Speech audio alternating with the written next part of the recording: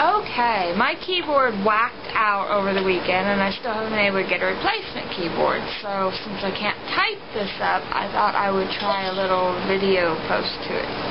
Alright, the badass chick, Jill from Keyboard Revolutionary, blogged about this thing last week called Pit to Distress. And it's apparently where doctors will crank the dial on Pitocin to increase the contractions and speed up labor. Well, they'll crank it up so high that the baby goes into distress. And then once the baby goes into distress, oh, sorry, hon, it's C-section time. Did you really need a C-section? No.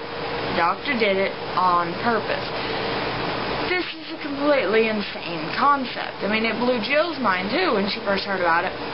And then when I read her post about it, I was like, what the hell? I had a suspicion probably a few doctors might do something similar on, they got a golf game at 2 o'clock and they need to get to. But that it's an actual, common occurrence is just crazy. Could you imagine being the mom that, you had your C-section and you're holding your baby in your arms, and, oh, thank God I was at a hospital, and thank God the doctor was here and he saved my baby. And then you find out that he's the one that put your baby in distress in the first place. I would be a ball of rage at that moment when I found that out. Of course, I doubt very few mothers actually find out that, the distress was caused by cranking the dial on Pitocin. It's just insane. I can't believe that doctors would actually do this. You've got to go to Jill's blog, Keyboard Revolutionary. I'll have a link down at the bottom of my blog for you to go read this. It's just insane that doctors do this. I mean, it's like going to the hospital or have a bullet removed after you've been shot and thanking the doctor and then finding out that he's the one that shot you. We're so used to, birth being, oh, your pelvis is too small, and oh, the baby's too big, and some women just can't birth, and on and on. And it's true, there are some women who can't give birth, and there are some women whose pelvis is too small, and there are some babies that are just freaking huge. But the ratio of the percentage of people that actually have these problems and the percentage of people that are being told is these problems, it's not a 1-to-1 ratio. It's, I don't want to have to wait 16 hours for normal labor. Oh, sorry, honey, pelvis is too small. Let's get that C-section in and get the bed cleared up. It's a busy week at the hospital. We need to get them beds turning over and turning over and turning over, so we're going to get them women through labor as fast as possible to get a new warm body in the bed and a new fat paycheck coming through.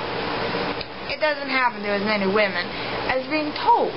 And so, we're constantly having our brains poisoned with all this, you can't do it, and I'm sorry, it's just your body's not right, your body's broken, your body's not good enough to do it.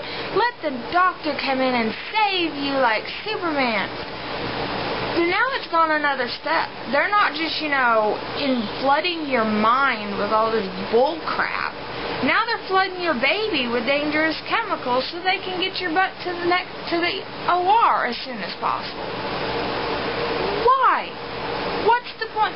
Why did you choose a profession where you're supposed to be saving people and helping people and, healing the sick, and you're going to take this whole group of women that's perfectly healthy and perfectly fine and perfectly normal and make them sick with mentally through all your bullcrap lies, and now physically pumping them through chemicals, make them sick just so you can step in and be the hero? I mean, is it an ego boost? Is that why you do it? Is it, dun dun dun dun, and now you've got this big ego boost that you're the big savior, and it never clicks in your head that you're the reason she's in that position in the first place. So they find out that they're, cranking the dial up on Pitocin for this pit to distress, for the sole purpose of petting a baby into distress so that they have a reason to jump into the surgical room. But sir, think about it. How many women do you know had to have a C-section because their baby was in distress? Now, out of those women, how many people do you know that were on Pitocin? I mean, there's probably women that had a Pitocin drip that might not have even known it. Informed consent, as it's supposed to be. It doesn't always happen that way. It's, all right, sweetie, I'm going to hook up this IV now, and I'll see. And they don't tell you what's in it. It's bizarre. It infuriates me, so I had to say something about it. Because it's just, thank God I've never had to have Pitocin, and this is just one more reason why, if I go into a hospital to give birth, it's because someone's chopped off my leg and I'm bleeding to death in the middle of labor. It's just, how can you trust them?